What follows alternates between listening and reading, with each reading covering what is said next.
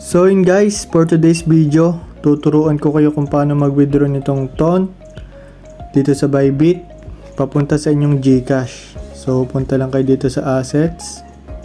Tapos nandito nga pala yung aking TON sa Unified Trading. So pwede ko na siyang i-trade sa USDT para ma-withdraw. So ito nga palang TON guys ay nung sa Notcoin ko pa, yung nag-viral na clicker game sa Telegram.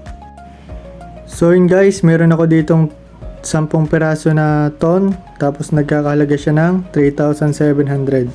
So ang lagi nyo nga palang tatandaan dito guys, bago kayo mag-withdraw ay dapat yung inyong token or assets ay nandito sa Unified Trading para ma-trade nyo siya papunta sa USDT. Kasi pag nandito siya sa funding, hindi siya matetrade. Dapat ay nandito sa Unified Trading.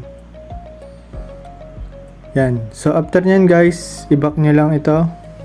Tapos punta kayo dito sa spot. Yan. Tapos kung wala pa kayo nito guys, yung nasa taas, TON USDT, i-search nyo lang dyan, TON. Yan. Tapos madaming pagpipilian dito guys. TON USDC, TON Euro, tapos TON USDT. So ang pipiliin nyo guys itong TON USDT, itong nasa una. Yan. Tapos meron ding buy and sell. Tapos pindutin nyo lang itong sell kasi magbebenta kayo. Tapos click nyo lang uli itong dilaw. Yan. Tapos lalabas na yung 10 na TON, tapos may makukuha kayong 65 na USDT. Tapos pindutin nyo lang ito guys, itong sell TON.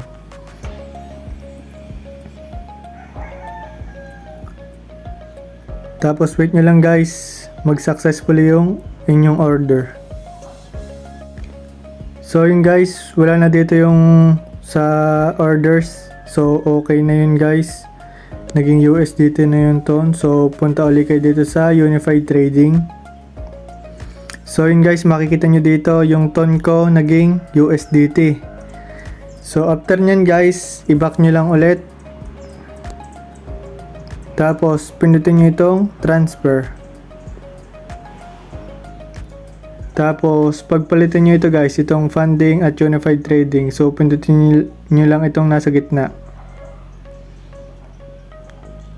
Yan. Tapos after nyan guys, pindutin nyo itong coin. Tapos pindutin nyo itong USDT.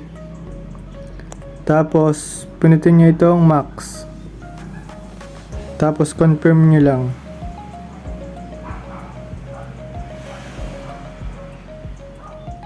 Yan. So makikita nyo guys, transferred successfully na. Tapos punta kayo dito sa funding. Tapos nandito na guys yung USDT sa funding. So after nyan guys, pwede nyo na siyang ma-withdraw. So i-back nyo lang ito guys. Tapos punta kayo dito sa home. Tapos hanapin nyo lang uli yung P2P trading dito sa more. Tapos ito guys yung P2P trading, katabi ng Fiat Deposit dun sa may buy crypto. Pindutin nyo yan guys.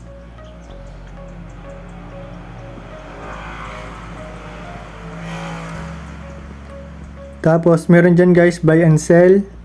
Dito lang kayo guys sa sell.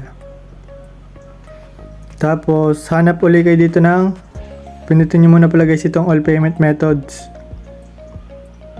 Pindutin nyo itong GCash. Confirm. Tapos hanap lang kayo dito guys. Ito may mga limits dito. So yung aking i-withdraw ay 3,000. So dapat 3,000 lang yung limits. So dito tayo guys kay Litoy. Meron siyang limits na 1,500 hanggang 33,000. So pindutin nyo lang ito guys, itong sell. Tapos after nyan guys, pindutin nyo lang itong all. Tapos 65 USDT. Tapos payment method ay GCash. Tapos ang marireceive ko ay 3,722. Tapos pindutin nyo lang guys itong sell para mabenta.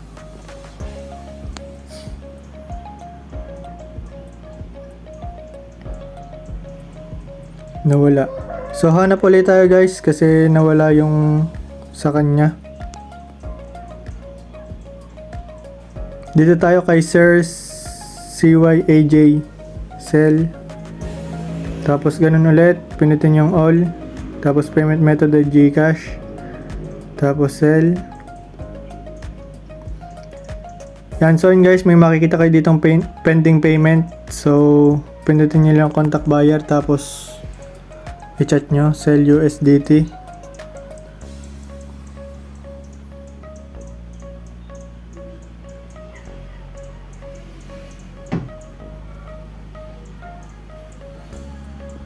So yun guys, may makikita kayo ditong release now. So naka-disable pa yan kasi hindi pa nagbabayad yung buyer.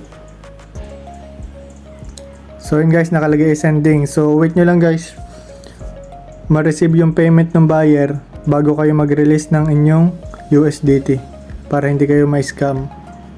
Tapos i-double check nyo lagi guys kung may dumating na yung payment sa inyong GCash. Nga pala guys, lagi nyong i-release yung inyong USDT kasi pag hindi kayo nag-release dito sa pending payment ay baka maban yung inyong account sa Bybit.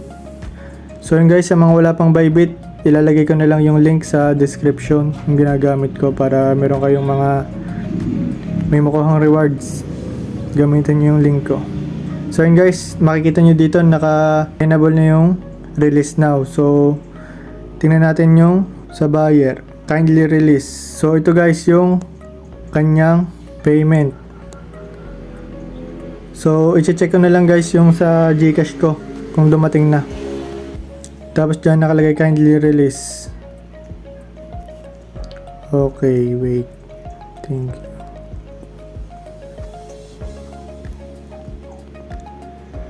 Pag nakabayad na guys yung buyer, pindutin nyo lang itong release now.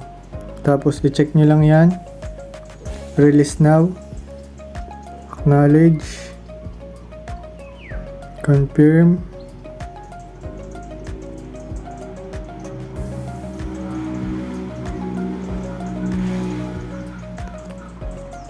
Tapos ilagay nyo lang guys itong password sa Bybit.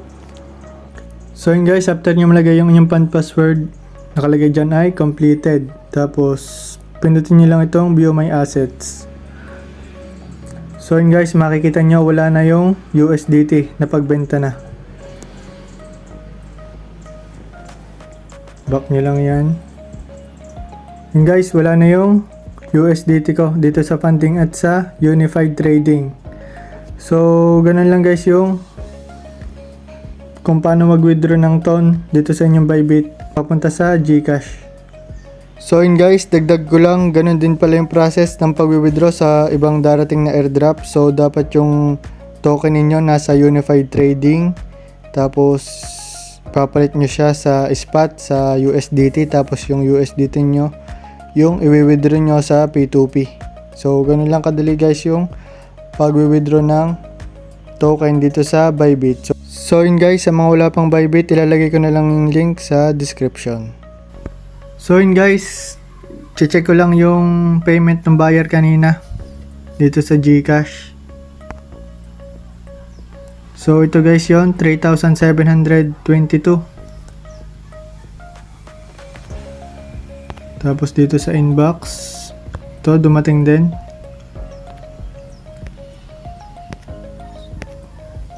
So yun guys, okay yung transaction natin sa buyer. So ganun lang yung withdraw ng inyong TON sa Bybit papunta sa inyong GCash. So ganun lang ulit ng gagawin guys sa Unified Trading. Tapos iti-trade mo yung iyong token sa USDT. Tapos pag na-trade mo na, i-transfer mo lang yung USDT mo papunta sa funding. Tapos P2P, tapos sell.